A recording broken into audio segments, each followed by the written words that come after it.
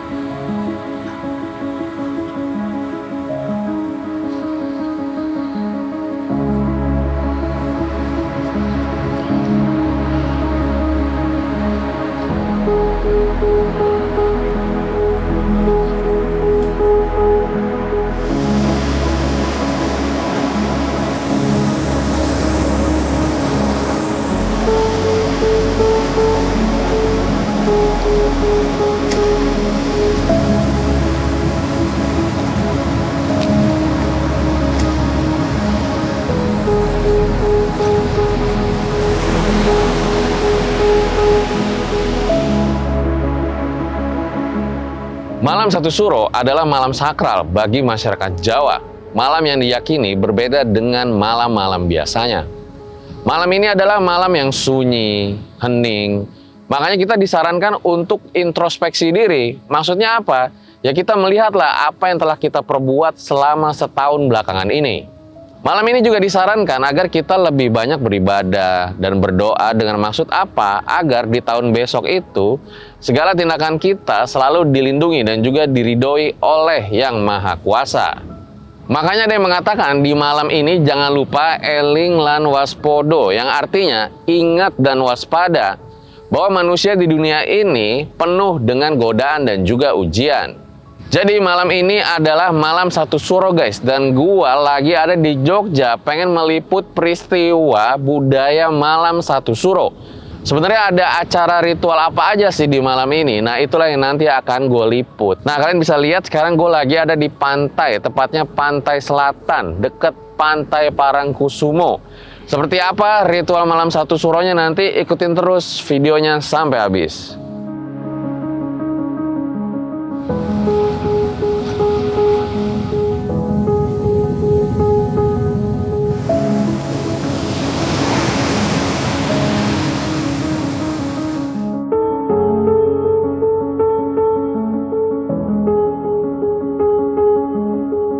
Malam satu suro ini punya sejarah yang panjang. Dalam sebuah sumber disebutkan, pada abad ke-17 di tahun 1633, Raja dari Mataram Islam, Raden Mas Jatmiko, atau dikenal Sultan Agung, mengambil sebuah keputusan revolusioner. Sultan Agung menciptakan kalender Jawa sebagai bagian dari upaya mengintegrasikan tradisi Jawa dan juga keyakinan Islam. Kalender ini menggabungkan sistem penanggalan Saka yang emang udah lama digunakan masyarakat Jawa dengan sistem penanggalan Islam. Oleh karena itu, satu suro mengawali penanggalan Jawa bertepatan dengan tanggal 1 Muharram yang memulai tahun Hijriah. Makna dari kejadian ini tentu tidak hanya mengubah angka, tapi juga adanya harapan persatuan di antara masyarakat Jawa, salah satunya antara kaum santri dan juga abangan. Oleh karenanya juga mengganti ritual upacara kerajaan lama dengan tradisi satu suro sebagai simbol persatuan. Kata suro berasal dari kata Asyura dalam bahasa Arab yang berarti 10 atau tanggal 10 bulan Muharram. Muharram sendiri adalah nama bulan pertama pada sistem penanggalan Hijriah yang dianggap sebagai bulan suci bagi umat Islam. Oleh karenanya, malam satu suro tentunya mempunyai makna yang mendalam dan sebagai pengingat juga atas leluhur-leluhurnya.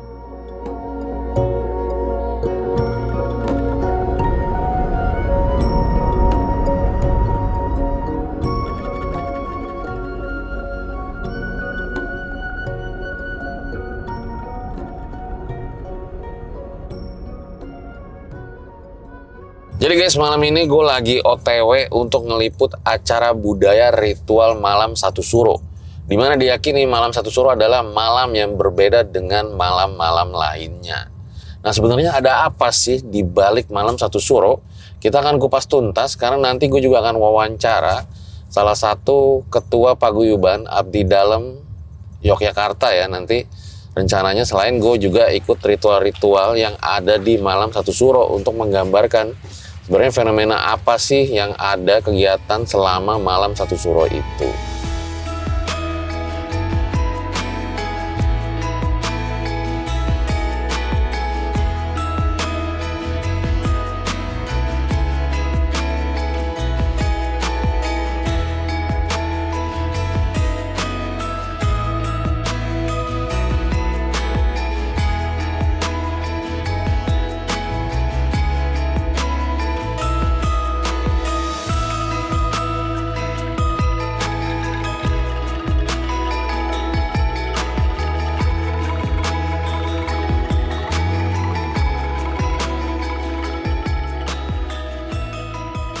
Jadi guys, sekarang gue udah ada di sekitar area keraton dan kalian bisa lihat ini bahwa budaya Indonesia itu sangat kaya ya, nggak kalah deh sama budaya-budaya negara-negara lain. Pokoknya jangan sampai tuh budaya kita hilang ya, karena kan sekarang dikit-dikit orang itu lihatnya dracin, drakor gitu loh. Kayak udah mulai lupa sama budaya kita.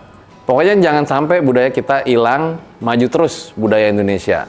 Nah, sebelum mubeng beteng itu dilakukan, tadi gue sempet dengar katanya akan diselenggarakan wayang kulit, yaitu yang namanya wayang kulit gedok. Nah, wayang kulit ini menceritakan tentang kisah Panji. Tapi bukan Panji Petualang maupun Panji Pragiwaksono. Nah, Panji yang mana kira-kira?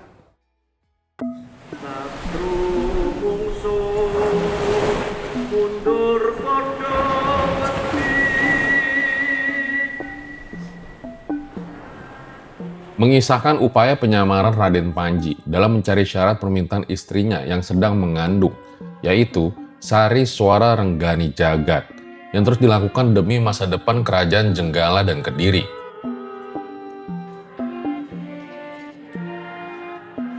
Banyak godaan dan rintangan yang datang di Keraton Kediri karena ulah para senopati dari negara seberang.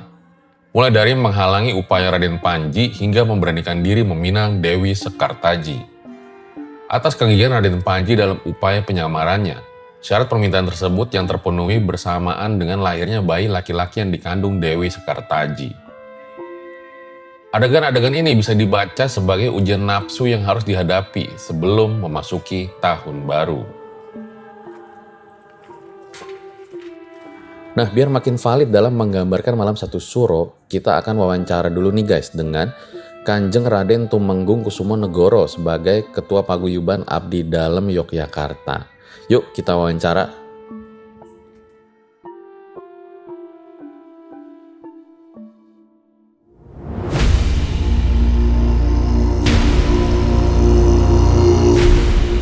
Jadi hari ini guys, kita sudah ada Kanjeng Raden Tumenggung Kusumonegoro sebagai Ketua Paguyuban Abdi Dalem Yogyakarta. Terima kasih Kanjeng Kusumo sudah meluangkan waktunya untuk RJ5. Terima kasih Mas. Kita langsung aja kali ya Pak. Nggih, monggo. Sebagai abdi dalam keraton, boleh dijelaskan nggak kepada kami gitu Pak? Sebetulnya apa sih yang dimaksud dengan malam satu suro? Nggih, jadi begini, kami di dalam budaya atau masyarakat Jawa, ini pergantian tahun, jadi sama seperti bulan nasional atau Masehi, dari Januari sampai Desember, ini di awal tahunnya adalah bulan Januari. Sedang di dalam budaya Jawa, ini juga 12 bulan, ini mulainya adalah di bulan Suro. Nah ini nanti pergantian tahunnya di tanggal 1 Suronya ini, kemudian biasanya masyarakat Jawa ini berbeda dengan masyarakat budaya Barat yang menyelenggarakan kegiatan dengan penuh optimisme, dengan kegembiraan. Nah, kalau justru budaya Jawa, pergantian tahun ini dimaknai dengan cara introspeksi atau kemudian bisa dikatakan kontemplasi apa yang sudah kami dilakukan di tahun-tahun sebelumnya. Semoga di tahun yang akan mendatang itu menjadi lebih baik dari tahun sebelumnya. Ini jadi makanya kemudian berbagai macam cara dilakukan masyarakat Jawa menurut keyakinan masing-masing. Ini ada yang melakukan, kemudian ada berbagai macam ritual, begitu Mas. Jadi di bulan Suro dan juga jadi dalam kalender Jawa ini memang orang Jawa itu menggunakan untuk sebagai pengingat saja. Di bulan-bulan tertentu ini diperuntukkan untuk misalnya bulan Zulhijjah, bulan terakhir, atau kalau dalam bahasa Jawanya bulan besar, di bulan ke-12 dalam kalender Jawa ini dipergunakan untuk acara perhelatan, misalnya resepsi, menikahkan anak, atau kemudian acara-acara yang sifatnya perayaan itu diselenggarakan di bulan besar. Kemudian di bulan Poso atau Ramadan ini untuk ibadah Ramadan, dan juga kemudian beberapa bulan-bulan yang lain. Nah, bulan Suro ini juga peruntukannya adalah untuk bagaimana dalam satu tahun ini kita mempersiapkan diri untuk menyongsong di 11 bulan berikutnya, begitu Mas. Jadi biasanya kalau pergantian tahun itu kayak ada kembang api gitu ya, pesta. Di sini justru lebih kayak prihatin gitu ya Pak? Betul sekali, jadi itu tadi cara masyarakat Jawa dalam memaknai atau cara mendekatkan masyarakat Jawa dengan rasa pangrasanya itu kemudian dengan cara berbagai macam ritual itu tadi. Tergantung keyakinan atau cara mereka masing-masing dalam upaya untuk mendekatkan diri, mengasah rasa itu tadi bagaimana. Begitu Mas. Saya sering mendengar, membaca gitu, Kanjeng ya, bahwa malam satu Suro itu adalah malam yang sakral. Mengapa malam satu Suro disebut sebagai malam yang sakral? Iya, karena memang saya sampaikan di depan tadi bahwa malam satu Suro dikatakan sakral karena memang itulah pergantian tahun dari kalender Jawa itu tadi, bahwa itu pergantian tahunnya itu di tanggal 1 Suro ini. Nah, lagian bulan Suro memang diperuntukkan untuk bulan di mana masyarakat Jawa itu, makanya kemudian ada orang pantangan melakukan pernikahan, misalnya menikahkan anak di bulan Suro, kemudian pindah rumah di bulan Suro dan seterusnya. Itu sebenarnya bahwa hanya upaya bahwa dalam budaya masyarakat Jawa ini, budaya Jawa, bulan Suro itu hanya betul-betul bagaimana kita mendekatkan diri kepada Tuhan dengan cara masyarakat Jawa sendiri itu seperti itu. Jadi sakralnya itu di situ. Jadi kayak lebih melihat lagi gitu ya, bahwa hidup manusia ini banyak godaannya gitu ya Pak? Betul sekali. Nah, jangan sampai kita tergoda oleh hal-hal yang duniawi. Jadi itu tadi, bahwa di bulan Suro ini bagaimana kita introspeksi di tahun lalu, apa kekurangannya kita perbaiki untuk menyongsong di tahun berikutnya. Ini di bulan Suro ini saat-saat untuk cara seperti itu. Nah, video ini mungkin ditonton sama banyak Gen Z gitu Pak.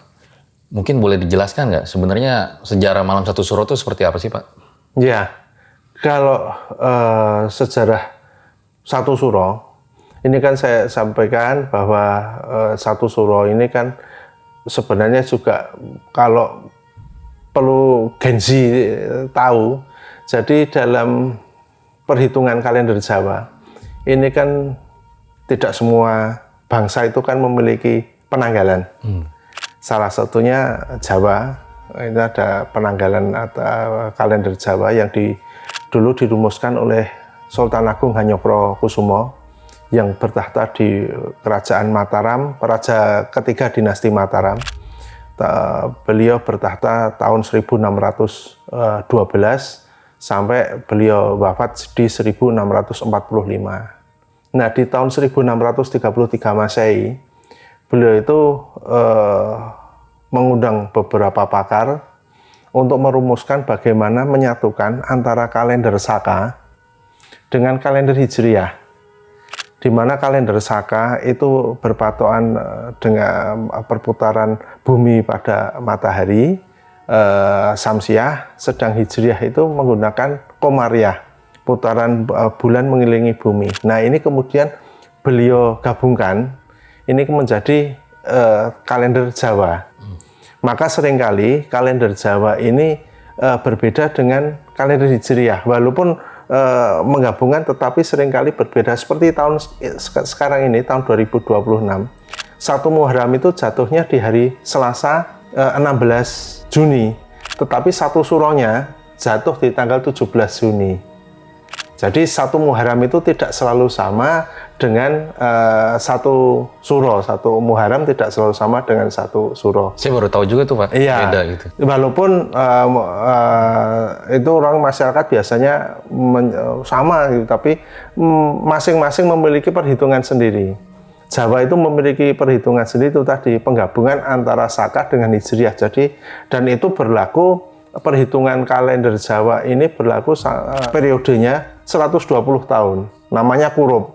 Nah, ini nanti habisnya kalau tidak salah tahun 2045, Kurub Asopon, itu nanti ada perhitungan lagi yang merubah. Nah, ini yang perlu Gensi ketahui, jadi bahwa di budaya Jawa itu ada sistem penanggalan kalender yang begitu rumitnya, itu sampai harian, 5 hari, kemudian 7 hari, setahun, bulanan, 1 tahun, 8 tahun atau sepintu, itu semua ada perhitungannya. Ini yang sangat menarik sebenarnya kalau bagi kalangan muda untuk mempelajari sistem kalender Jawa. Nah, kembali di tahun 1633, ini Hijriahnya Jawanya itu tidak dimulai dari tahun 1, tetapi melanjutkan tahun Saka 1555. Sehingga di tahun ini, tahun 2026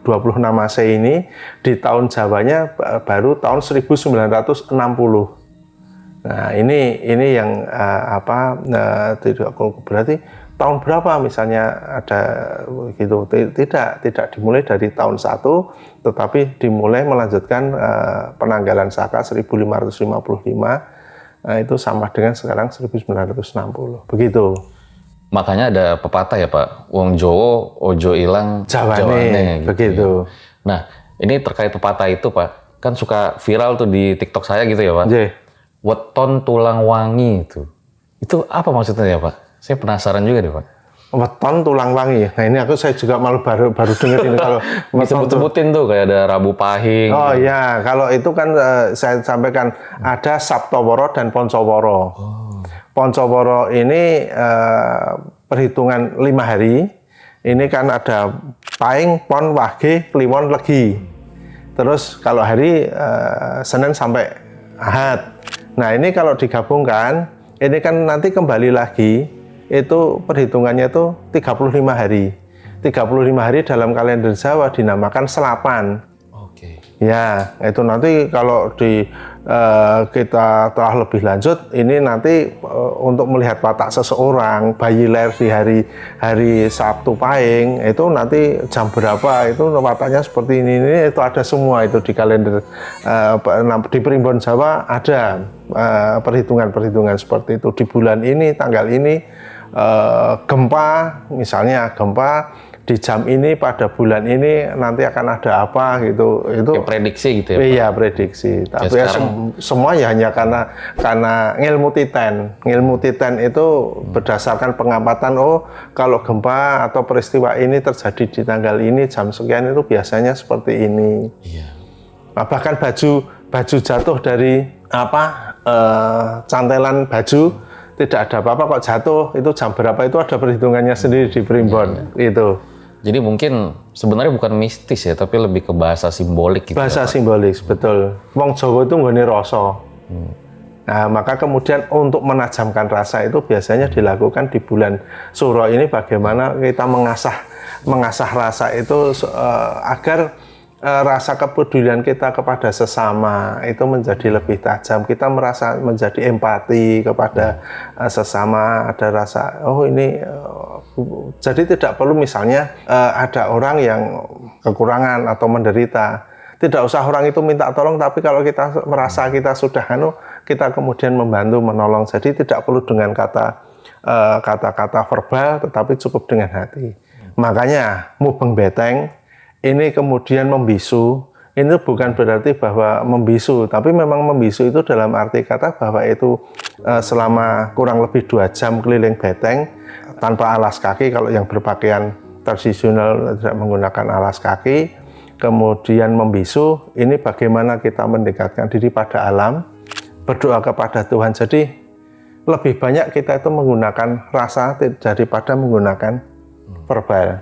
Nah, dalam budaya Jawa, acara keliling beteng itu istirahatkan mulutmu lah 2 jam saja untuk kemudian kamu berdoa kepada Tuhan, kemudian kamu menajamkan rasa, bagaimana rasamu, itulah pesan-pesan orang dahulu. Nah, kalau kita bicara kembali ke pertanyaan, kapan peristiwa ini satu suro ini di mana? Ini yang saya sendiri belum pernah menemukan catatan yang pasti mengenai itu. Tetapi ada yang beranggapan bahwa khususnya kalau mubeng beteng ini bisa jadi itu peristiwa seperti kalau di Waisak.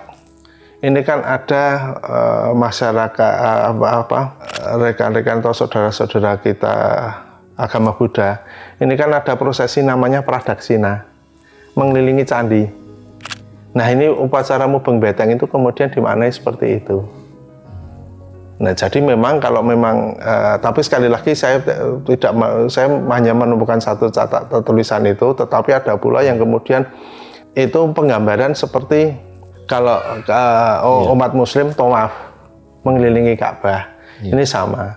Nah, ini upaya bagaimana orang Jawa, Jogja itu melakukan itu. Jadi kapan pastinya prosesi atau ritual mubeng beteng itu tidak ada catatan pastinya itu. Saya pernah baca satu versi gitu, Pak. Jadi mubeng beteng itu karena waktu di tahun 1919 itu pernah ada wabah influenza gitu.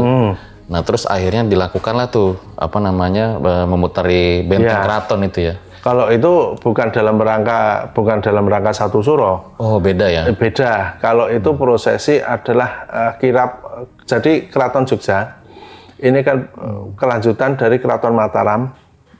Keraton Mataram yang pecah karena perbedaan sikap politik. Ini kemudian pecah menjadi Surakarta di sebelah timur dan Kasunanan Surakarta Diningrat dan Kesultanan Ngayogyakarta Diningrat. Nah, salah satunya kemudian pusaka-pusaka itu dibagi. Nah, konon Sultan Agung Hanyokrokusumo ini pernah, itu tadi yang membuat kalender, pernah mendapatkan potongan kiswah selubung dari Ka'bah ini dari Kekaisaran Ottoman. Kemudian kiswah ini di Jawa, di Mataram, ini menjadi bendera pusaka. Nah, ini menurut kepercayaan, keyakinan Sultan Agung dan juga penerusnya, raja-raja penerusnya itu bisa menolak bala. Nah, itulah yang kemudian bendera itu atau kiswah itu, potongan kain itu yang di Jawa dinamakan di Keraton Mataram, kemudian di Yogyakarta dinamakan Kiai Tunggul Wulung. Nah, ini di tahun 1919 saat wabah influenza, pasca Perang Dunia Pertama, ini wabah influenza atau kalau mungkin banyak tulisan menyatakan flu Spanyol atau apa. Betul. Ini Jogja terkena juga. Kemudian Sultan memerintahkan untuk mengirap Kiai Tunggul Wulung ini. Nah, konon juga kemudian setelah kalau itu tidak hanya beteng, kalau itu hampir kota, karena mulainya itu ba'da maghrib sampai kemudian menjelang subuh atau subuh baru selesai. Jadi keliling seluruh kota Jogja. Nah, ini kemudian ada ritual-ritual tertentu, termasuk di beberapa titik yang sudah ditentukan, ini mengumandangkan azan. Jadi pembawa dan juga iring-iringan itu berhenti untuk mengumandangkan azan, kemudian berkirap. Konon 2 kali setelah di abad 20, yang satu ini wabah pes. Wabah pes itu tahun 1940-an sekian. Ini juga kirap zaman kalau itu tadi tahun 1919 itu kan era masa pemerintahan Sultan Hamengkubuwono VII. Kalau yang wabah pes itu Sultan Hamengkubuwono ke-9, cucunya, cucu HP7 ini ada juga melakukan kirap. Jadi berbeda gitu ya Pak ya? Berbeda. Siap. Nah ini kita mungkin balik lagi ya Kanjeng Kusumo ke Malam Satu Suro ya. Yeah. Biasanya kegiatan apa aja sih yang dilakukan di Malam Satu Suro? Ya, di depan saya sampaikan bahwa ini tergantung keyakinan kita. Kalau saya, jadi ini hajat Kawula Dalem. Jadi ini kalender keliling beteng keraton. Ini bukan hajatnya keraton, tetapi hajatnya Kawula yang dikoordinir oleh Paguyuban Abdi Dalem. Jadi Abdi Dalem Keraton ini ada organisasinya namanya Paguyuban Abdi Dalem. Salah satunya adalah ya ngeleluri budaya, dan juga kemudian kalau ada tugas-tugas apa ini oleh keraton kemudian diperintahkan kepada Abdi Dalem. Nah ini kemudian kita hanya sebagai wadah untuk memudahkan kalau ada dawuh-dawuh, ada instruksi apa dari keraton untuk memudahkan penyebaran informasi atau dawuh. Nah, ini mulanya sekitar pertengahan tahun 1990. Ini Paguyuban Abdi Dalem itu mengajukan permohonan kepada keraton melihat bahwa animo masyarakat, karena selama ini mubeng beteng itu kan sporadis. Masing-masing warga masyarakat mempunyai kegiatan sendiri, keliling beteng, dan seterusnya. Jadi terus ada paguyuban penghayat kepercayaan atau apapun. Ini kemudian mubeng beteng masing-masing memiliki agenda sendiri. Nah, Paguyuban Abdi Dalem ini kemudian berupaya bagaimana kalau ini disatukan, artinya disatukan kalau bisa bareng-bareng supaya menjadi lebih terkoordinir. Kemudian bersurat kepada keraton, agar mohon fasilitasi, artinya mohon peminjaman tempat, kemudian ubur rampe itu perlengkapan kebutuhan yang digunakan. Nah ini sampai hari ini kita juga masih bersurat secara resmi kepada keraton melalui Penghageng Kawedanan Ageng Panitropuro, di mana di situ kami mengajukan permohonan untuk meminjam tempat, kita meminjam perlengkapan keraton untuk penyelenggaraan itu, dan keraton memberikan izin penggunaan, dan juga sebagai tanda bahwa keraton ini memberikan dukungan. Ini nanti dari pihak keluarga keraton, kalau tahun lalu menantu Ngarso Dalem Sri Sultan KPH Yudonegoro juga berkenan sebagai pemimpin upacara mubeng beteng. Kan penyelenggaraan itu tidak lepas dari adanya dana. Nah, dana kegiatan ini kami dapatkan dari Dinas Kebudayaan Daerah Istimewa Yogyakarta. Ini bantuan secara finansial untuk penyelenggaraan ini. Kami juga mengajukan surat. Nah, kebetulan upacara mubeng beteng ini sudah didaftarkan di Kementerian Kebudayaan dan sudah mendapatkan pengakuan warisan budaya tak benda. Nah, besok juga pas acara menjelang jam 12 ini ada sepatah dua patah. Sebelumnya kan acaranya mocopatan. Mocopat itu membaca kidung-kidung Jawa, kemudian tembang-tembang Jawa ini, kemudian ada laporan ketua panitia, ada sambutan dari kepala dinas kebudayaan, dan kemudian sambutan dari keraton.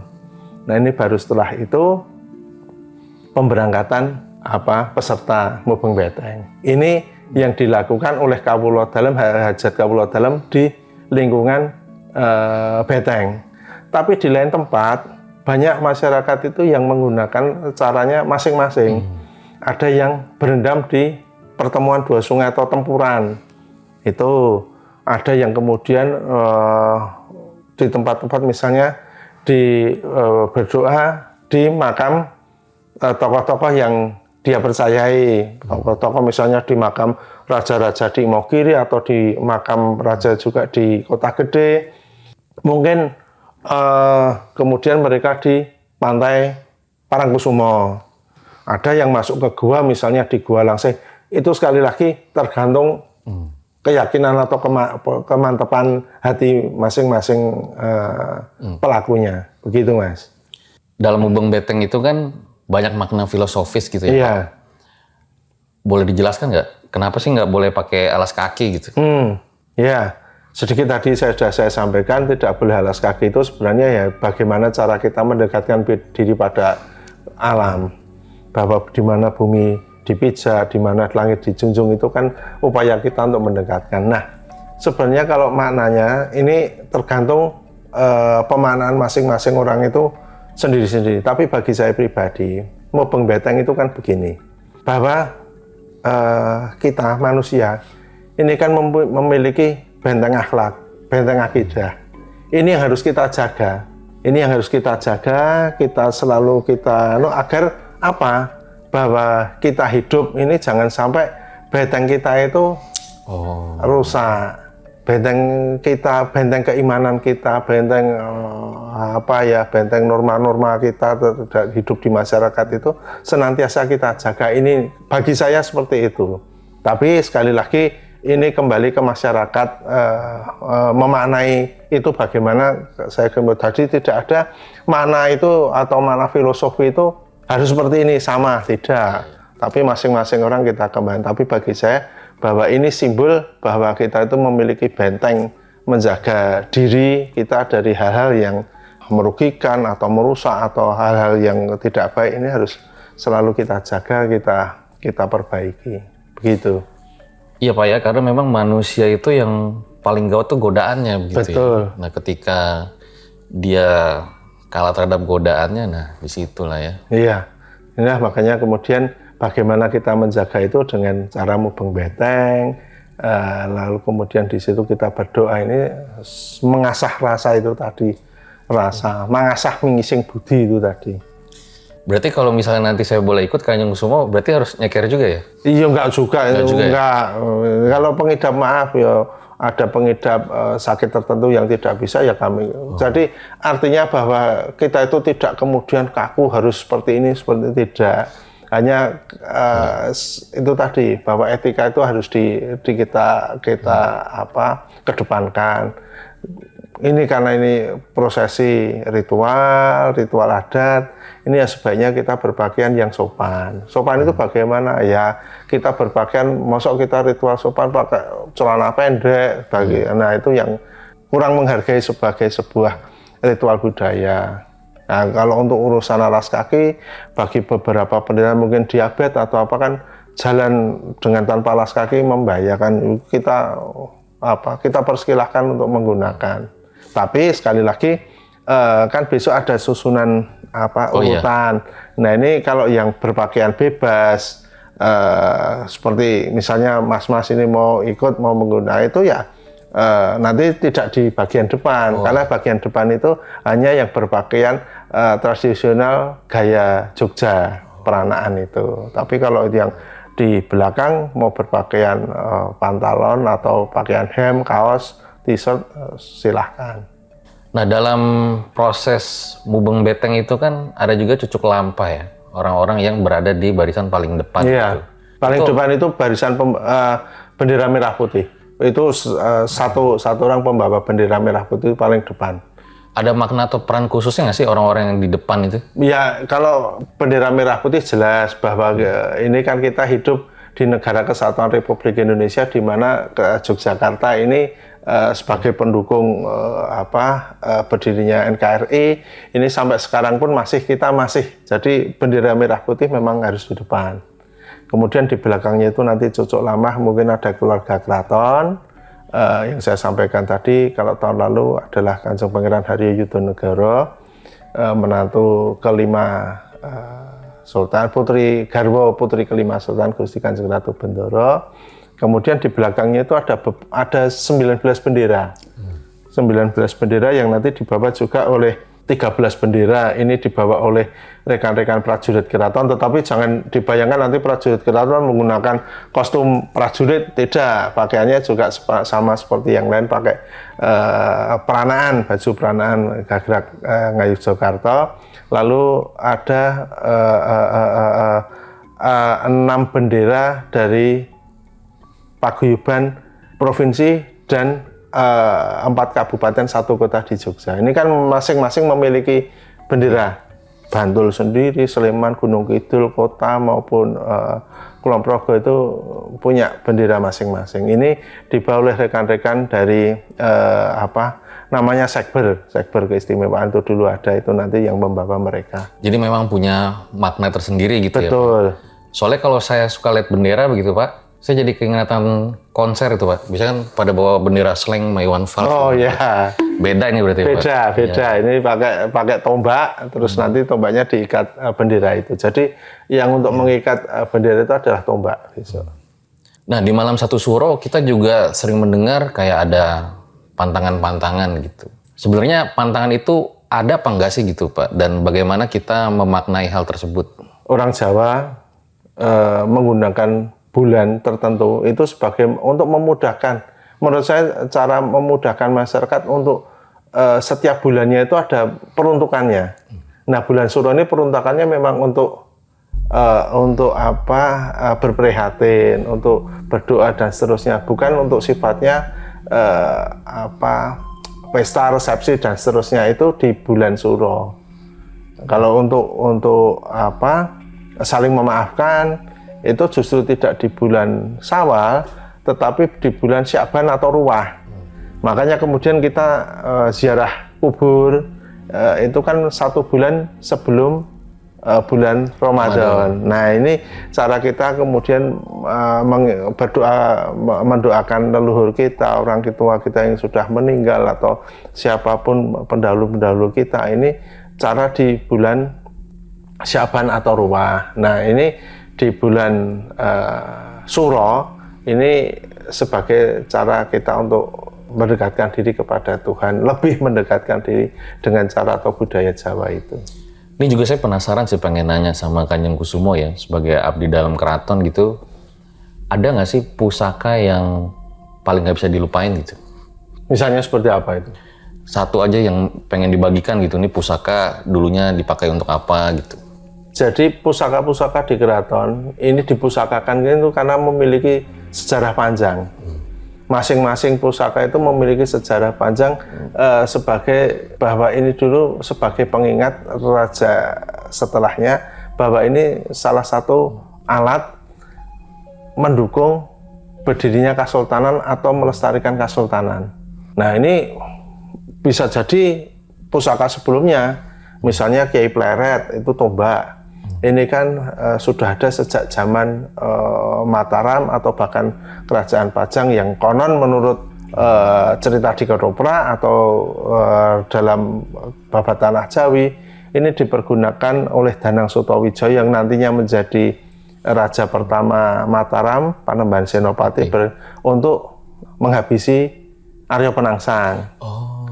Nah inilah kemudian karena turun-temurun sampai ke Jogja. Ini kan ini dulu pernah sebagai penanda ini berdirinya Mataram, berdirinya nantinya menjadi kerajaan Mataram ini karena adanya pusaka ini. Jadi masing-masing pusaka itu memiliki riwayat masing-masing. Nah, ada tergantung rajanya. Misalnya seorang raja di masa lampau memiliki waktu saya kemudian saya dilantik menjadi raja, sebelumnya saya mendapatkan pusaka ini. Kemudian pusaka ini menjadi bukan milik beliau pribadi, tetapi dimasukkan dalam gedung pusaka milik lembaga keraton. Itu bisa seperti itu. Kalau yang tadi Pak Kiai Pleret itu bentuknya seperti apa ya Pak? Tombak. Oh tombak ya? Tombak kalau Kiai Pleret. Jadi ya tingginya seperti apa tuh Pak? Kalau panjangnya ya berapa ya 3 meter, 3 meter lebih. Lebih gede dari kita? Lebih panjang. Lebih panjang dari kita. Ya panjang itu dengan tangkainya, maksud saya dengan tangkai kan tombak. Terus ada lagi kiai pengarap-arap. Ini seperti senjata tajam. Ini dipergunakan dulu masa lalu dipergunakan untuk mengeksekusi. Jadi terpidana mati yang sudah mendapatkan vonis hukuman mati, kemudian hukuman penggalnya dengan senjata itu. Nah ini yang sekarang juga masih dilestarikan walaupun Keraton Jogja sudah tidak ada lagi eksekusi hukuman mati itu di era Hamengkubuwono II, tetapi pusaka itu masih dilestarikan bahwa ini pernah menjadi bagian memiliki tugas sebagai mengakhiri hidup terpidana mati. Ya pusaka-pusaka seperti itulah yang ada. Kereta juga, kereta yang pernah dipergunakan oleh Sri Sultan Hamengkubuwono pertama, Kanjeng Nyai Jimat, ya umurnya sudah ratusan tahun, tetapi Kereta api gitu Pak? Kereta kuda. Oh kereta kuda. Kereta kuda. Itu. Siap. Nah ini mungkin kita balik lagi ke yang Malam Satu Suro ya, Kanjeng Kusumo ya. Saya sering mendengar gitu, katanya Malam Satu Suro itu lebih baik tidak keluar rumah atau berpergian yang jauh. Tapi di satu sisi kalau ngelihat fenomena antusias masyarakat gitu kan, sampai ribuan tuh yang mau ikut proses mubeng beteng ya. Nah kalau menurut Bapak sendiri menanggapi hal tersebut bagaimana? Iya kalau sepanjang ingatan saya yang pendek ini, mubeng beteng tahun lalu yang tahun 2025 ini yang terpanjang dan terbanyak pesertanya. Oh. Iring-iringan manusia peserta itu 2 km lebih. Wow. Tanpa putus.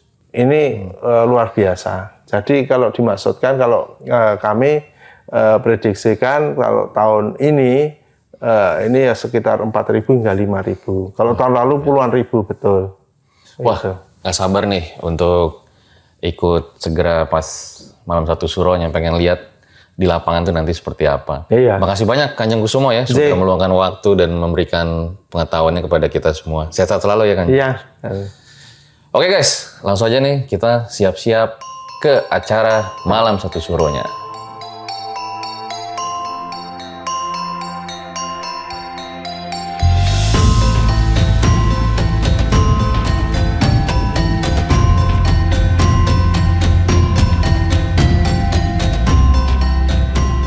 Jadi guys, sekarang gue ketemu sama Paralang dan Erjel Satset nih sebelum mubeng beteng nih dengan Mas siapa Mas? Dino.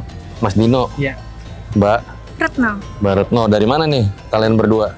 Dari Malang. Dari Malang. Iya. Ke sini. Iya. Buat ikut acara mubeng benteng toh. Nonton inian. Wah luar biasa. Mau ke sini tujuannya apa nih?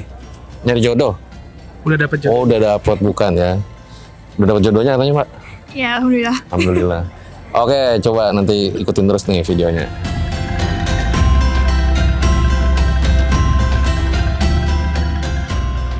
Jadi guys, Malam Satu Suro pada kali ini jatuh pada tanggal 17 Juni 2026, hari Rabu. Jadi bukan hari Selasa tuh, dan gue juga baru tahu di lapangan. Dan nanti ada serangkaian kegiatan acara, salah satunya adalah mubeng beteng. Apaan tuh Bang? Jadi kayak kita muterin benteng dengan makna yang mendalam. Nanti ada gua, terus juga ada para abdi dalam keraton dan juga masyarakat. Jadi nanti muterin bentengnya itu nggak pakai alas kaki. Terus juga ada yang namanya topo bisu, di mana kita disarankan ketika muterin benteng keraton itu banyak hening dan juga sunyi. Karena apa ya? Karena tadi ya kita melihat ke belakang, introspeksi diri ya sebenarnya udah apa aja sih yang dilakukan selama 1 tahun belakangan ini. Nah rutenya sendiri, gua agak lupa nih. Jadi nanti kita akan ngelewatin Keben, Ngabean, Pojok Beteng, Kulon, Pelengkung Gading, Pojok Beteng, Wetan, Jalan Ibu Ruswa, Alun-Alun Utara, dan juga Keben. Nggak sabar banget untuk nanti malam ya, seperti apa acara budaya di Malam Satu Suro. Jadi kalian ikutin terus aja video kali ini.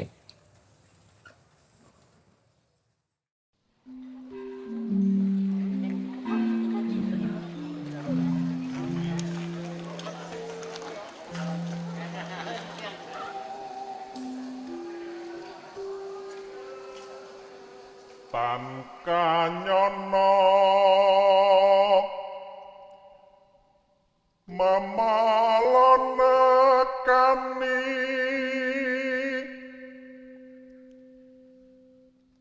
kewan kinira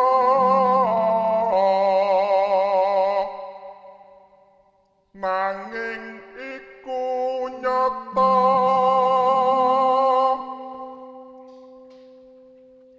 kudu wani ngadepake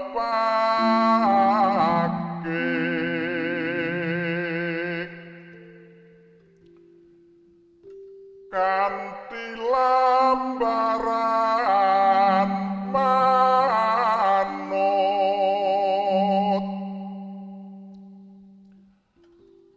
manut marang wewarayati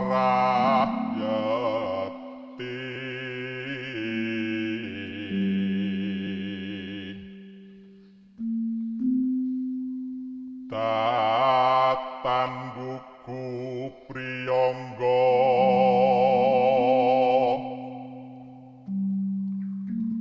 mrih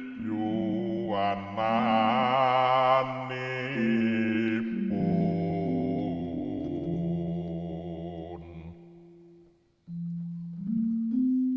jaga diri kulawarga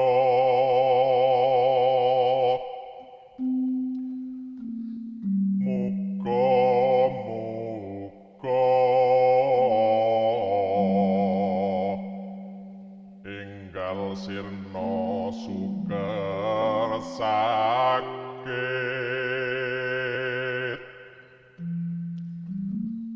pulih dadi raharja.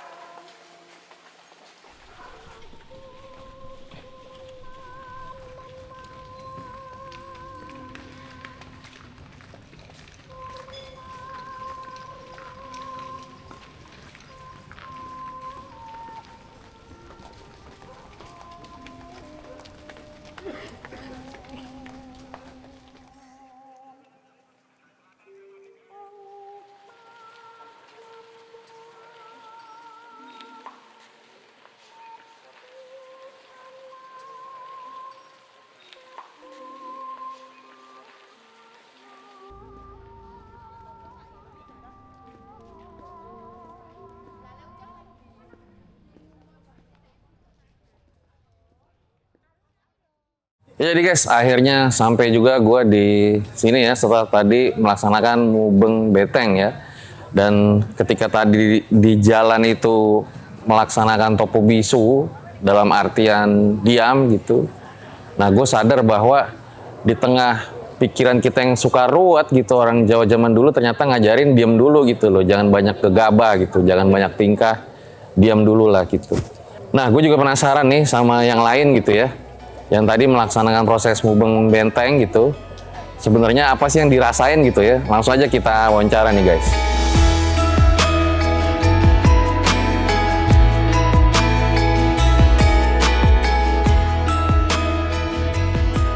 Ya, jadi guys, kalau kalian main game GTA ya, kita berhasil menamatkan challenge-nya nih. Nah, ini tadi teman-teman yang nemenin gue di perjalanan nih. Setia kawan banget nih tadi nungguin gue ya. Ini siapa aja namanya nih? Alina, Alina. Tata, Siapa? Tata, Tata. Leon, Siapa? Leon, Leon. Ceza. Ceza. Ya. Gary, Jerry. Biskuit coklat. ya, Dari mana aja nih? dari Keraton, sama. Dari Jogja. Ya dari Jogja. Dari Jogja. Iya, Jogja. Jakarta. Jakarta. Iya. Lahirnya. Lahirnya. Iya. Tapi tinggalnya Jogja. Jogja. sama. Bantul, Oh, Bantul. iya, Udah berapa kali ikut acara malam satu suro? 2 kali, 2 kali. 2 kali. 2 kali, 3 kali. Apa yang dirasain pas melakukan mubeng beteng ini? Lebih tenang. biasa aja sih, Capek. Seru. seru banyak orangnya, Jawabannya template banget. Jadi guys, sekarang di samping gue udah ada Mbak siapa namanya? Ajeng Kusuma. Mbak Ajeng ya. Nah, Mbak Ajeng tadi udah ngikutin proses mubeng beteng ya. Dan nggak pakai alas kaki ya? Baru dilepas. Oh, baru dilepas, tapi tadi pakai. Pakai. Udah berapa kali ikut acara kegiatan malam satu suro ini? Kalau malam satu suro sebenarnya udah lama, tapi kalau mau benteng baru ikut muternya tahun ini. Kenapa kok ikut proses mubeng beteng?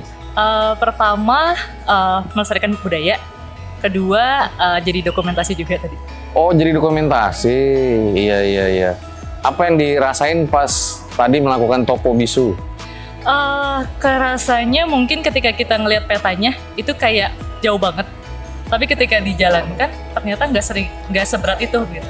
Dan Jogja itu ketika kita jalan di malam hari, kupikir bakalan panas gerah gitu kan Kak. Tapi tadi kayaknya nggak apa-apa deh. Wah, mantap. Oke, kalau gitu makasih Kak Ajeng Kusuma ya. Thank you ya. Thank you Mas Fajar. Thank you. Ayo.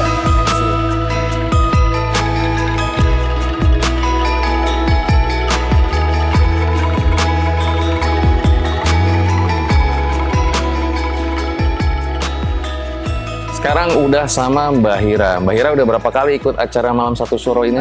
Pertama kali. Baru pertama kali. Kenapa mau ikut acara mubeng beteng ini? Soalnya emang pingin ngerasain tenang gitu. Katanya kan ini buat menenangkan diri gitu. Pengen aja sih ngerasain rasanya seneng tenang gitu, muter-muter tanpa ada suara yang riuh. Oh, pengen merasakan tenang ya? Iya, tenang. Emang selama ini lingkungan suka mengganggu ya? Iya, riuh banget, Oh capek. iya. Mungkin bisa bergaul sama saya lingkungannya tenang juga. Oh, kan? iya. Oh enggak ya? Iya, aku suka nonton tahu. Oh ya, waduh, Iya, makasih. Eci Iya. Bagus banget. Waduh, thank you, amin. Gimana rasanya tadi melaksanakan topo bisu? Seru sih, seru. Aku suka banget. Seru tadi? Seru. Kayak bener-bener rasain tenang banget gitu. Tanpa Tadi riuh. mikir apa tadi di jalan? Mikirin itu ya buat mantan aku ya. Oh, mikirin kemarin mantan? nyakitin aku ya. Wah, mantannya ya kalau nonton komen ya. Hati-hati ya, liatin aja Hati-hati. ya. Oke, makasih ya Mbak. Iya. Sukses. Nah, sekarang di samping gue udah ada Mbak siapa nih Mbak? Rara. Mbak Rara. Zel. Tijel. Zel. Oh, Zel, Mbak Zel. Udah berapa kali ikut acara malam satu suro ini? Baru pertama kali. Pertama kali. Sama. Kenapa tuh pengen ikut acara ini? Karena kan awalnya itu kayak lihat di TikTok gitu terus kayaknya seru gitu, terus kayak pengen nyoba deh gitu, karena kan juga baru pertama kali karena kan jadi mahasiswa di Jogja, jadi kayak ikut deh gitu. Ya. Jurusan apa? Bahasa Jawa. Oh, bahasa Jawa. Iya, iya. Kalau ini kenapa ikut? Sama seperti dia, kepo juga. Kepo. Iya. Bahasa Jawa juga? Bukan. Apa? Akuntansi. Akuntansi. Iya, iya. Saya lagi buka lowongan magang, daftar aja ya kalau mau ya. Iya. Apa tadi yang dirasa pas Mumpung Benteng kan ada Topo Bisu, yang dirasa apa? Itu tuh kayak jujur seru gitu kan, walaupun ada capeknya juga, tapi seru. Dan buat yang belum pernah coba, wajib coba sih, karena emang karena Topo Bisu kan berarti kan nggak ada suara ya, jadi kita harus kayak menghormati hikmat gitu ikutnya gitu. Asik. Asik. Asik. Suaranya hilang ya? Enggak. Enggak ya? Enggak. Oh. Ya kan hening. Lagi hening ya? Iya. Saya kira suaranya hilang kayak suara rakyat, bukan ya? Oke, makasih ya. Ya, gue rasa ini dia akhir dari video pada kali ini guys ya. Dan dari awal gue bikin video sampai akhir, gue berpikir bahwa Indonesia itu kaya banget akan budaya ya. Budaya kita itu sangat beragam, jangan sampai deh budaya kita itu hilang dan bahkan bisa punah, jangan sampai. Nah, makanya dukung terus konten-konten RJL yang ngebahas tentang budaya-budaya lokal. Komen aja di bawah buat dukung karya-karya RJL 5. Dan kalau misalnya tadi kalian masuk di video juga komen aja ya, kalian masuk di menit keberapa. Jadi gue rasa cukup demikian episode pada kali ini. Gue Fajar Aditya dari Jogja undur diri. Ciao.